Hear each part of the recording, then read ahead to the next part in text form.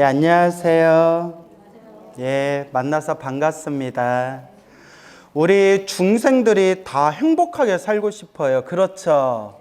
다 행복하게 살고 싶은데 우리가 원하는 것처럼 행복한 삶이 술술 이루어지지가 않아요. 이것도 누가 지은 업이라고 했죠?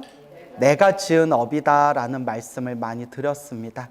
그래서 우리가 중생이라고 할 때 중생의 어원, 원래 뜻이 뭐냐면 윤회하는 존재라는 뜻이에요. 뭐 하는 존재? 윤회하는 존재라는 뜻이에요. 중생이란 뜻 자체가. 근데 윤회하는 이유가 어리석음이 있기 때문에 윤회한대요. 뭐가 있기 때문에?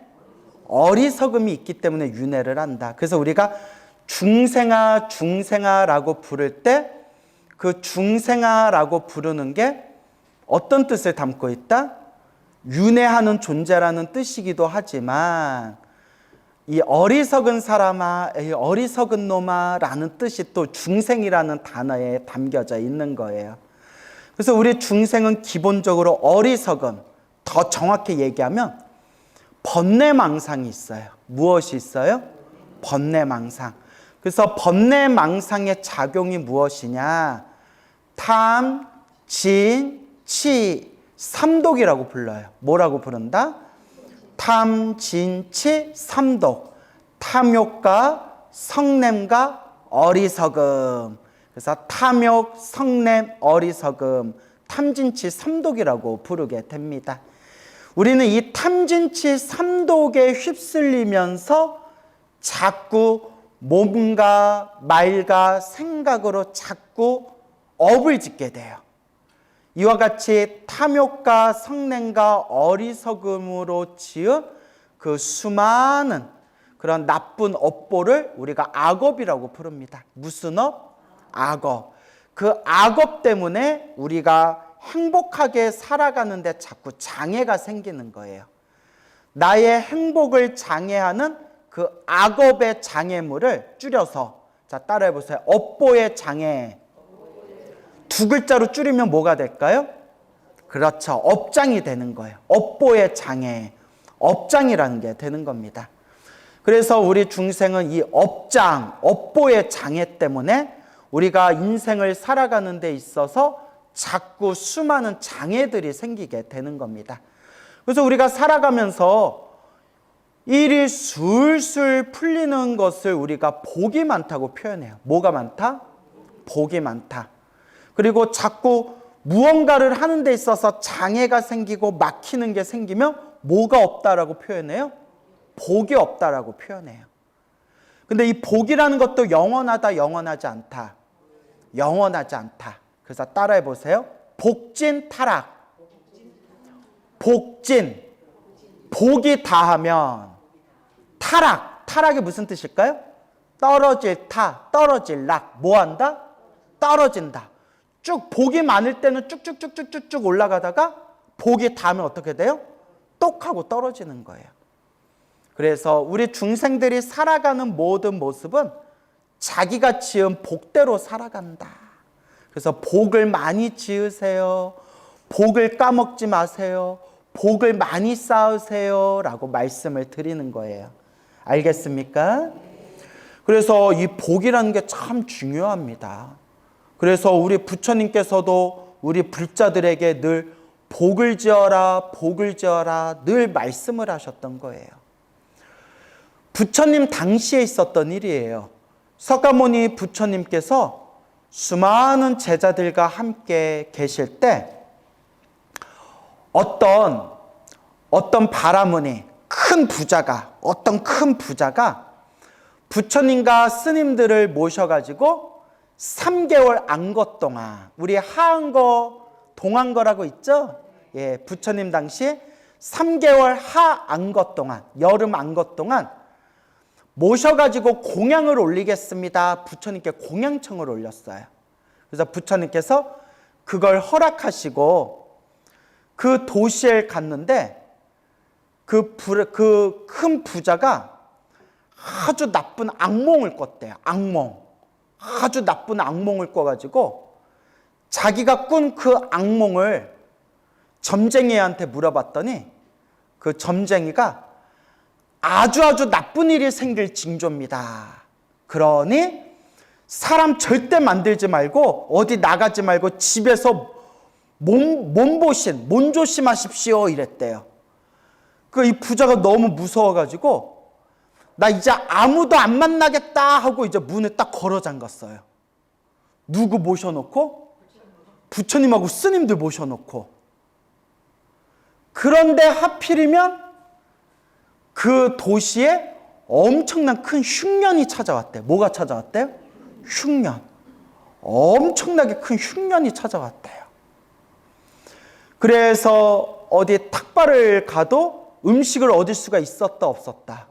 음식을 얻을 수 없는 지경에까지 이르게 되었어요.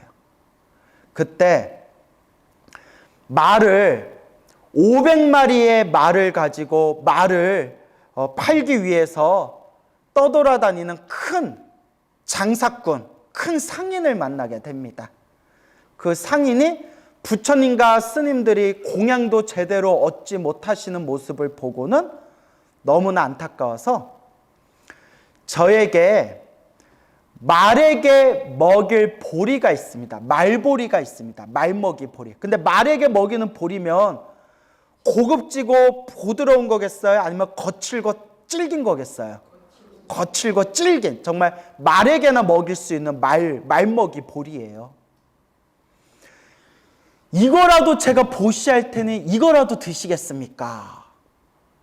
그러니까 부처님의 제자 스님이 그거라도 주시면 부처님과 스님들께 공양을 잘 올리겠습니다.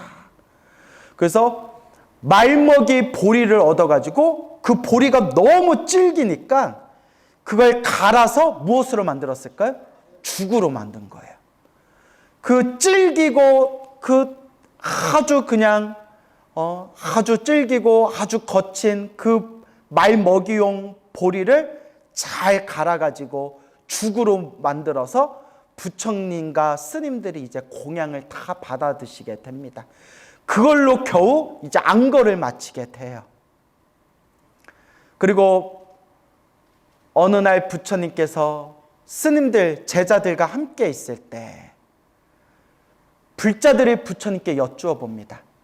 부처님, 안거 기간 동안 제대로 잡수시도 못하시고 이 말이나 먹는 이 말 먹이용 보리로 죽을 끓여 드셨으니 얼마나 고생이 많으셨습니까? 그때 부처님이 딱 이렇게 얘기하십니다. 이것도 누가 지은 업이다? 내가 지은 업이다. 이것도 스스로 지은 업을 스스로 받았을 뿐이다 라고 이야기하는 거예요. 불자들이 깜짝 놀라서 부처님께서는 모든 복덕과 지혜를 다 완성하셨는데 무슨 업이 있으셔서 말 보리죽을 드시면서 안거를 나신 겁니까? 도대체 무슨 업이 있으셔서 그랬던 겁니까? 라고 했을 때 부처님께서 이와 같이 말씀하십니다. 머나먼 과거 전생에 어느 한 부처님이 출현하셨대요. 제가 늘 과거에도 수많은 부처님이 세상에 출현하셨다라는 말씀 드리죠. 과거에 어떤 한 부처님이 출현하셨을 때 그때 어느 바라문이 있었대요. 누가 있었다? 바라문. 바라문은 인도 계급 사회에서 종교 계급을 뜻하는 가장 높은 계급에 있는 사람을 바라문 혹은 브라만 계급이라고 부르는 거예요. 부처님이 세상에 출현하시니까 수많은 사람들이 부처님께 귀의를 하면서 이 브라만이 엄청난 질투와 시기심을 느꼈대요. 그래서 지독한 질투와 시기심이 느껴가지고 어느 날 제자들과 함께 부처님을 막 비방했대요. 뭐라고 비방하냐면 야, 저 까까머리 중을 봐라. 부처님과 스님들을 가리켜서 저 까까머리 중을 봐라. 저들이 무엇을 먹는지 한번 보아라. 저들이 먹기에 딱 좋은 음식이 있다면 무엇을 먹는 게 좋으리라? 말이 먹는 보리로 죽을 끓여 먹는 게 좋으리라 라고 이렇게 악담을 했대요. 자, 여기서 이제 눈치채셨죠? 그때 과거, 머나먼 과거 전생에 세상에 출현하셨던 그 부처님을 향해서, 그 부처님의 거룩한 제자들을 향해서 저들은, 저 까까머리 중들은 무엇 먹는 게 어울리겠다? 말이 먹는 보리로 죽을 쑤어서 먹는 게 낫겠다. 그래서 우리도 비슷한 속담 있죠. 야, 죽 써서 개나 줘라. 그런 표현 있잖아요. 그때 그와 같이 질투와 시기심에 휩쓸려서 부처님을 향해서 말이 먹는 보리에 죽이나 쑤어서 먹으면 딱 어울리겠다라고 악담을 하고 질투를 하고 시기를 했던 그 바라문이 바로 누구의 전생이었다? 지금 석가모니 부처님의 전생이었고, 그때 그 질투와 시기심에 눈이 먹으면서 악담을 했던 그 바라문의 그 제자들이, 같이 막 맞장구 쳤던 제자들이 바로 이번 생에 누구다? 석가모니 부처님의 제자들인데, 그때 탐진치 삼독이 강하고 업장이 두껍고 업보가 두꺼웠던 그 시절에 부처님과 거룩한 스님들에게 질투와 시기심으로 악담을 했던 그 업보로 이번 생에 3개월 안거 기간 동안 무엇을 먹는 업보를 받은 것이다? 말먹이 보리죽을 먹은 업보를 받게 된 것이다 라는 이야기가 나옵니다. 그래서 부처님께서 이와 같이 인과가 무섭다. 무엇이 무섭다? 인과가 무섭다. 인과 업보가 무섭다라는 말씀을 하시게 됩니다. 물론 이제 대승불교에서는 이걸 또 좀 다르게 해석을 해요. 뭐라고 해석하냐면, 부처님은 모든 업장이 소멸하신 지혜와 복덕을 완벽하게 갖추신 분이기 때문에 이런 업보를 받으실 필요가 있다 없다? 없대요. 석가모니 부처님, 당연하죠. 부처님은 모든 업장이 소멸하신 분인데 받을 업이 없으신 분이다. 다만 누구를 일깨워주기 위해서? 중생들에게 인과 업보의 무서움을 일깨워주기 위해서 일부러 이런 모습을 보이신 것이다 라고 부처님께서, 이제 대승불교에서는 부처님을 가리켜서 이와 같이 해석을 합니다. 어쨌거나 중요한 게 바로 이 인과법. 이 인과법이 참 무섭습니다, 여러분. 그렇죠, 여러분. 부처님조차도, 성불하신 부처님조차도 당신이 이와 같은 업보를, 내가 과거 전생에 지은 업보를 받는 것이다 라고 말씀을 하셨는데, 하물며 부처님도 업을 받으셨다는데 우리 같은 중생들은 이 인과법, 이 업을 얼마나 무섭게 여겨야 되겠습니까? 그래서 우리가 시작 없는 옛적부터 지금까지 살아오면서 알고 지었건 모르고 지었건 몸과 말과 생각으로 지은 그 업들을 우리가 언제 닦아야 돼요? 다음 생? 다다음 생? 그렇죠. 지금이죠. 바로 지금 닦아야 된다라는 걸 명심하셔야 됩니다. 알겠습니까? 네. 제가 우리 불자님들께 늘 드리는 이야기가 있잖아요. 우리 중생이 살아가면서 좋은 일이 생기건 나쁜 일이 생기건 다 누가 지은 업이다? 다 내가 지은 업이다. 누가 닦아야 된다? 내가 닦아야 된다라는 말씀을 많이 드립니다. 근데 이게 참 쉬워요, 어려워요? 참 어렵죠. 어려우니까 자꾸 닦는 수밖에 없어요. 그래서 우리 부처님께서도 늘 경전에서 말씀하시고 큰 스님들께서도 항상 법문에서 말씀하신 거지만, 기본적으로 우리가 잘 먹고 잘 사는 것도 무엇이 있어야 되고? 복이 있어야 되고, 수행하기 위해서도 뭐가 있어야 돼요? 복이 있어야 돼요. 수행하는 것도 복이 있어야 돼요. 제가 늘 말씀드리죠. 그러니까 수행하는 것도 복이 있어야 돼요. 첫째, 좋은 스승을 만나는 복. 둘째, 좋은 도반을 만나는 복. 셋째, 좋은 도량을 만나는 복. 또 좋은 스승, 좋은 도반, 좋은 도량을 만났어도 내가 수행할 수 있는 건강 복, 수행할 수 있는 시간 복, 기본적으로 수행에 집중할 수 있는 의식주 복 등등이 있어야 돼요. 그래서 옛날 옛적에부터 우리 스님들도 항상 하시던 말씀이, 스님들, 머리 깎은 스님들도 복을 많이 지어야 된다라고 하셨어요. 왜냐? 우리는 지혜를 닦고 깨달음을 성취하기 위해서 머리 깎고 수행을 하는 거지만, 수행하기 위해서도 뭐가 있어야 된다? 복이 있어야 되고, 지혜를 닦고 깨달음을 성취하는 것도 뭐가 있어야 된다? 복이 있어야 된다라고 말씀하셨어요. 그냥 이번 생 사람으로 태어나서, 사람으로 태어나 부처님 법을 만나는 것 자체가 뭐가 있어야 된다? 복이 있어야 된다라고 부처님이 말씀하셨습니다. 알겠습니까? 그래서 우리가 항상 말씀드리지만, 우리가 이번 생에 사람으로 태어나 무엇을 만난 게 참으로 소중한 인연이다? 부처님 법을 만난 게 참으로 소중한 인연이다. 그래서 옛날 큰 스님 법문에 이런 내용이 나와요. 아주 유명한 가르침인데요. 세상에서 가장 무서운 게 뭔지 아냐? 지옥 떨어지는 게 제일 무섭다라고 말씀하셨어요. 지옥이 있다면, 정말 지옥이란 게 있다면 우리가 죽어서 어디 떨어지는 게 제일 무서워요? 지옥 떨어지는 게 제일 무서운 거죠. 그런데 가장 안타까운 게 뭔지 아냐? 이번 생 사람으로 태어나 무엇을 만났는데?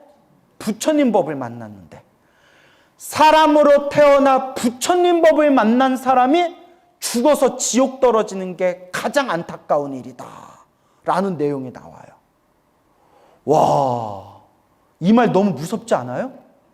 사람으로 태어나 무엇을 만났는데? 부처님 법을 만났는데, 부처님 법 만난 사람이 죽어서 어디 떨어진 게 제일 안타깝다? 지옥 떨어진 게 제일 안타깝다. 그래서 이런 내용이 나옵니다. 가사 입은 사람이 죽어서 지옥 떨어지는 게 가장 안타까운 일이다. 가사가 뭘까요? 스님들이 입고 있는 이 스님을 상징하는 빨간 천이 가사예요. 머리 깎아서 부처님의 제자가 되어 가사 입은 사람이 죽어서 지옥 떨어지는 게 가장 안타까운 일이래요. 이런 얘기하면 어떤 분들이 설마 스님들이 지옥 떨어지겠어요? 어휴. 그럴 때 제가 꼭 드리는 얘기가 있어요. 그렇게 방심하다 한 방에 훅 갑니다. 한 방에 어떻게 갑니다? 훅 갑니다. 여러분들도 혹시 이런 생각 있으세요? 아유, 그래도 내가 이번 생에 사람으로 태어나 내가 부처님 법을 만나서 절에 다니면서 기도도 하고 절도 하고 염불도 하고 부처님께 공양도 올렸는데 어디는 안 떨어지겠지? 지옥은 안 떨어지겠지? 라고 생각하는 분들 계세요? 예? 자, 다시 한번. 한 방에 뭐 합니다?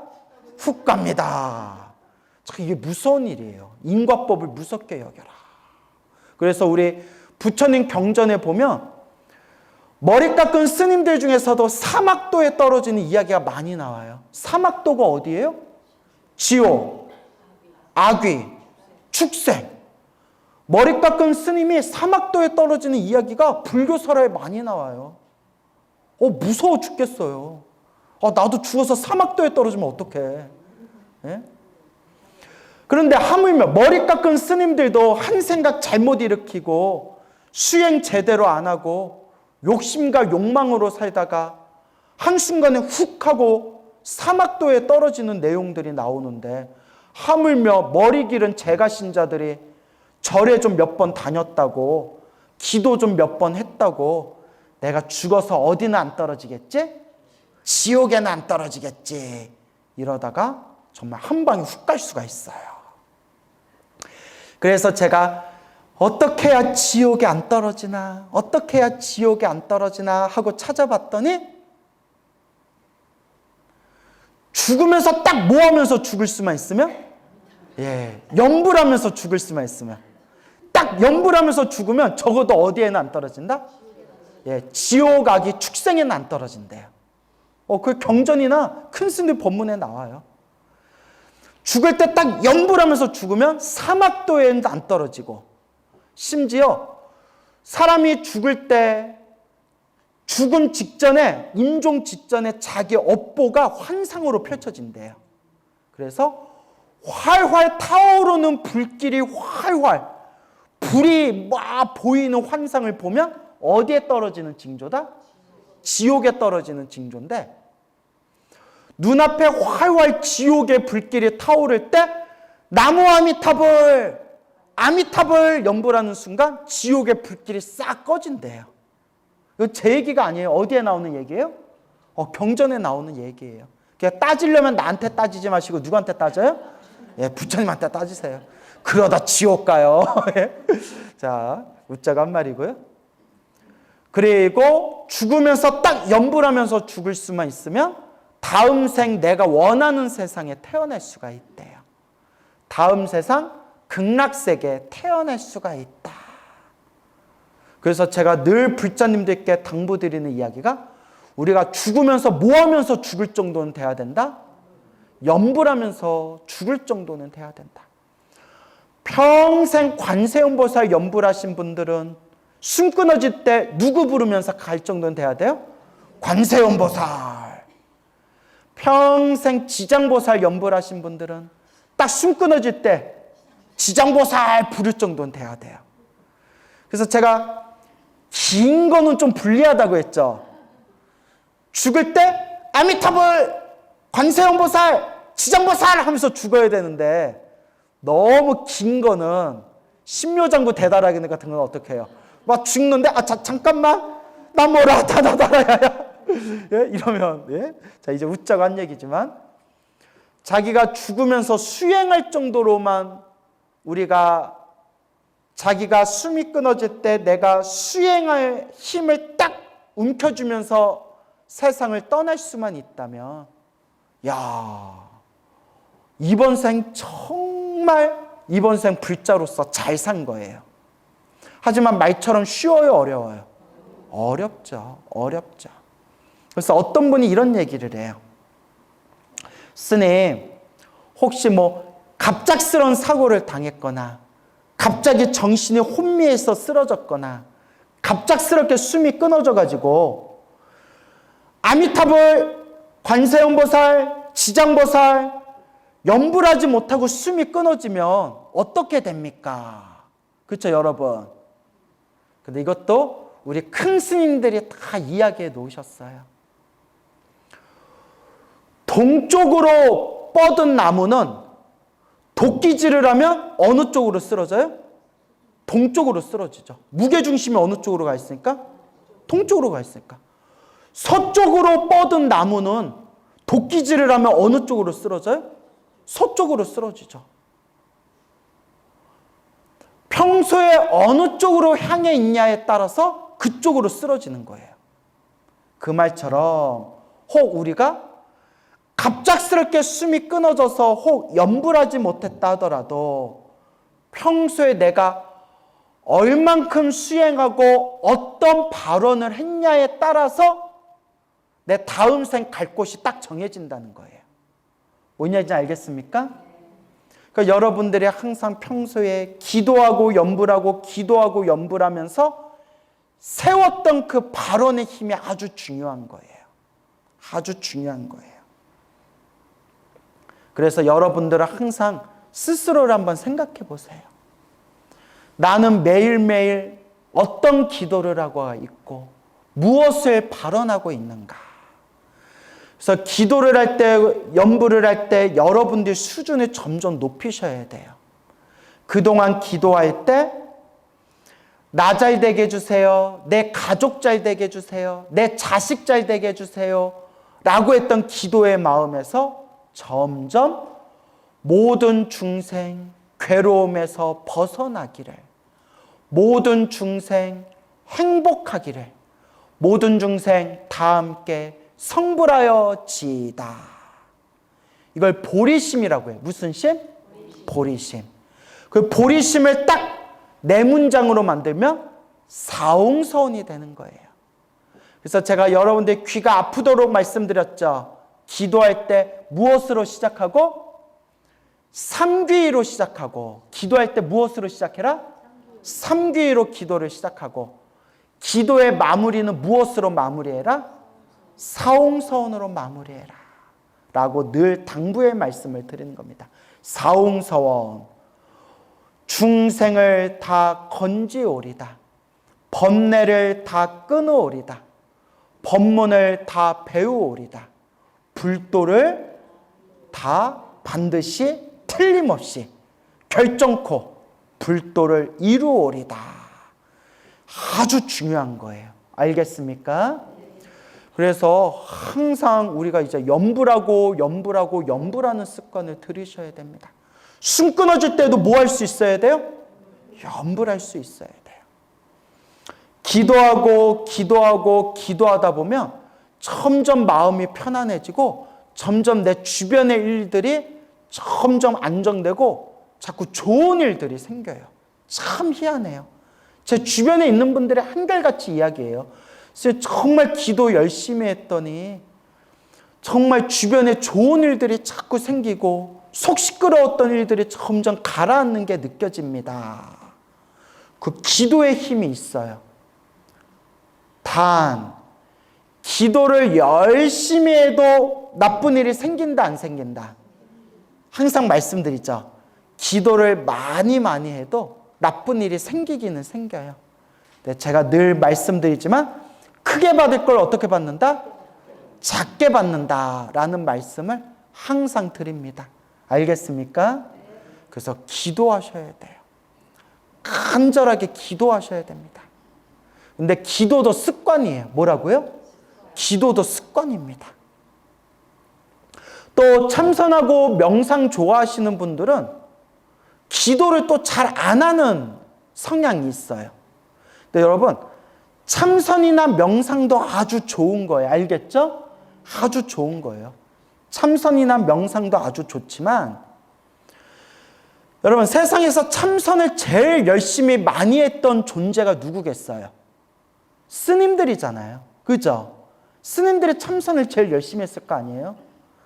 그런데 열심히 참선했던 스님들도 가만히 그분들 살아왔던 삶을 살펴보면 참선하면서 무엇을 또 열심히 하셨다? 기도를 열심히 하셨어요. 그래서 옛날 큰 스님들이 남기신 책에 보면, 큰 스님들이 남기신 법문에 보면 지금은 말법 시대라. 부처님의 법이 점점 쇠퇴하고 중생들의 업장이 두꺼운 시대라서 혼자서 수행하는 것만으로는 힘이 강하다, 약하다. 힘이 약하다. 그래서 업장이 두꺼운 이 말법 시대일수록 참선하고 명상하는 수행자도 무엇을 반드시 해야 된다? 기도를 해서 부처님 가피를 받아야 된다. 이런 내용이 많이 나와요. 알겠습니까? 그렇기 때문에 우리 참선하면 우리 한국 불교의 또 유명한 선승이셨던 성철스님 다 들어보셨죠? 성철스님도 그렇게 제자들에게, 신도들에게 능엄주해라, 능엄신주, 능엄주해라, 108배 해라, 3000배 해라. 심지어 당신이 참선하는 선승이면서도 기도법을 만드셨어요. 그 유명한 아비라 기도법이에요. 무슨 기도법? 아비라 기도법. 들어보셨나요? 예, 인터넷 치면 자세히 나와요. 그러니까 성철스님도 하신 말씀이 기도를 통해서 업장을 소멸해야 참선 수행이 더 잘 된다. 이렇게 말씀하셨어요. 그래서 우리 수많은 스님들께서도 참선하거나 혹은 불교 명상을 닦으면서도 기도 수행을 열심히 하신 분들이 많습니다. 그렇기 때문에 항상 내 자신을 가만히 살펴봐야 돼요. 내가 시작 없는 옛적부터 지었던 내 업보가 얼마나 많은가, 지금 알 수 있어요, 여러분. 지금 딱 알 수 있어요. 한번 여러분 스스로 생각해 보세요. 여러분, 탐욕이 많은 것 같아요? 적은 것 같아요? 많아요? 탐욕이 적은 분들은 여러분들 집 저한테 주세요. 네? 여러분 집문서 저한테 주세요. 내가 10원 한 장 안 쓰고 내가 좋은 데 쓸게, 진짜. 내가 나한테 10원 한 장 안 쓰고 좋은 곳에 쓸 테니까 나한테 집문서 줘보세요. 탐욕이 없는데 왜 못 줘요? 그죠, 여러분? 예. 그러니까 탐욕이 있는 거예요. 나도 먹고 살아야지. 뭐 이런 게 있잖아요. 여러분, 성냄이 있어요, 없어요? 있잖아요. 여러분, 어리석음이 있어요, 없어요? 저 어리석음 없어요 하면 우리 관계 어색해지는 거예요? 예? 어리석음이 없으면 여기 뭐하러 앉아있어요? 공부가 다 끝난 사람인데. 탐욕과 성냄과 어리석음이 있다는 것 자체가 우리가 뭐가 두껍다? 업장이 두껍다는 거예요. 그리고 우리가 인생을 살아가면서 내가 복이 많은 사람인가 복이 적은 사람인가 알 수 있는 방법이 있어요. 여러분들이 스스로 살아왔던 삶을 살펴보면서 내가 원하는 일들이 몸도 마음도 의식주도 내가 원하는 만큼 일이 술술 풀렸다. 남하고 비교해 봤을 때 내가 살아가는 삶이 술술 풀린 삶이다 라고 생각되어진다면 그래도 여러분들 복이 있는 사람이에요. 근데 내가 이만큼 살아오기는 살아왔지만 우여곡절이 많았다. 무슨 곡절? 우여곡절이 많았다 싶은 사람들은 전생에 좀 박복하게 살았던 사람이에요.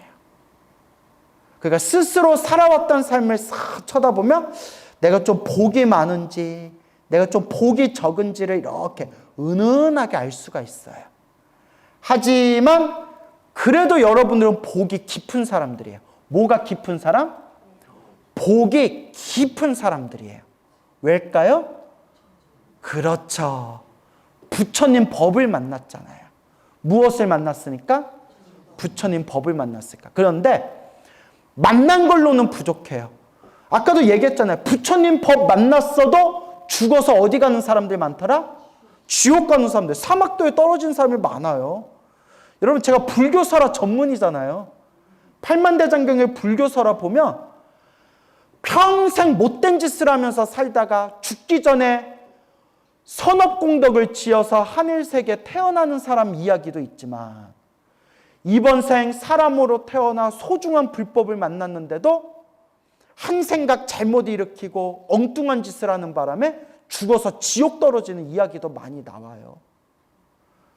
그래서 여러분들이 복이 깊어서 무엇을 만났지만? 부처님 법을 만났지만 그냥 만난 걸로 끝나서는 안 된다. 무엇해서는 안 된다? 만난 걸로 끝내서는 안 됩니다. 어떻게 해야 된다? 닦아야 된다. 뭐 해야 된다? 닦아야 된다. 닦아야 돼요.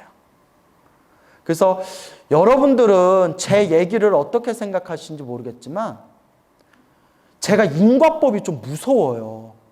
인과법이 너무 무서워. 왜 무섭냐면 나 이렇게까지 무섭지 않았거든요. 하도 신도들한테 재밌는 법문해 주려고 불교설화를 보면서 하도 인과 업보에 대한 이야기를 많이 듣고 많이 이야기하다 보니까 내가 뭐 했어요? 내가 세뇌당했어요. 인과법 겁나 무섭구나. 그리고 부처님에 대한 불신, 기도에 대한 믿음, 불보살이에 대한 가피가 훨씬 더 제가 깊어졌어요. 왜일까요? 저도 이렇게까지 깊지는 않았어요. 저도 약간 기도를 무시했거든요. 저도 원래 참선하려고 머리 깎았어요. 저도 원래 참선만 하려고 머리 깎았는데 지금은 신도들한테 기도 이야기, 연불 이야기 많이 하잖아요. 왜냐면 제가 이렇게 공공연하게 방송에서 말할 수 없는 제가 또 보고 듣고 시행착오 겪은 게 많아요. 근데 이게 잘못 말하면 제가 허물이 될 수 있기 때문에 말할 수 없지만 그래서 제가 느낀 게 이 말법 시대에 중생들한테 가장 좋은 수행은 뭐다? 연불 수행이구나. 연불이구나. 나름대로 느껴진 바가 있어서 그래요. 근데 아마 제가 이렇게 대놓고는 말할 수 없는 제가 그런 시행착오들이 있었어요. 그러면서 제가 처음에 저도 염불이나 기도에 대한 믿음이 그렇게까지 강하지는 않았던 것 같은데 내가 스스로 체험을 하고 여러분한테 재밌고 좋은 본문 들려주려고 우리 신도님들이 기도가 피받은 이야기를 수백 가지 신도님들이 기도가 피받은 수백 가지 이야기를 보고 듣다 보니까 제가 완전히 기도에 대한 믿음이 딱 생기게 됐어요. 막 책에서나 볼 수 있는 그런 신비한 가피를 생생하게 눈앞에서 체험하신 불자님들을 지금 이 순간에도 제 주변에 많거든요. 야, 정말 불보살의 가피가 있구나. 그렇기 때문에 결국 자기가 닦아야 돼요. 누가 닦아야 돼요? 자기가 닦아야 돼요. 그래서 제가 이런 말하면 여러분들이 어떻게 생각하실지 모르겠지만 제가 인과에 대한 무서움이 있다 보니까 내가 지금 이 순간 이렇게 딱 숨 끊어져 버리면 내가 다음 생 어떤 몸을 받으려나 순간 딱 드는 생각이 전문 용어로 쫄려요. 겁나요. 내가 이 순간 숨이 딱 끊어지면 내가 다음 생 어떤 몸을 받으려나 너무 무서운 거예요. 그래서 제가 항상 부처님께 발언하는 게 부처님 저 숨 끊어질 때 뭐 하면서 죽게 해주세요? 나무 아미타불 염불하면서 죽게 해주세요. 그러면 어디에는 안 떨어지니까? 사막도에는 안 떨어지고 반드시 극락세계 태어난다 라고 분명히 말씀을 하셨고 그래서 또 우리가 항상 염불 습관을 들여야 돼요. 혹 갑작스러운 죽음 때문에 내가 죽는 순간에 딱 염불하면서 죽을 수 없다 하더라도 동쪽으로 기울어진 나무는 쓰러질 때 어디로 쓰러지고? 동쪽으로 쓰러지고 서쪽으로 기울어진 나무는 쓰러질 때 어느 쪽으로 쓰러지듯이? 서쪽으로 쓰러지듯이 여러분들이 평소에 염불하고 수행하고 발언했던 그 에너지대로 다음 생 똑 하고 이제 다음 생에 넘어가게 되는 거예요. 그래서 여러분 인과를 무섭게 여겨라. 늘 염불하고 수행하고 무엇을 많이 지어라? 복, 선업을 많이 지어라. 그리고 항상 기도하면서 마지막에 나만 잘되게 해주세요가 아니라 항상 기도의 마지막은 모든 중생 괴로움에서 벗어나기를, 모든 중생 행복하기를, 모든 중생 다 함께 성불하여 지이다. 그게 사홍서원이에요. 그렇게 중생을 위해서 기도하고 발언하면 더 큰 공덕의 에너지가 누구에게 돌아온다? 나에게 돌아온다 라는 것을 꼭 명심하시기 바랍니다. 알겠죠?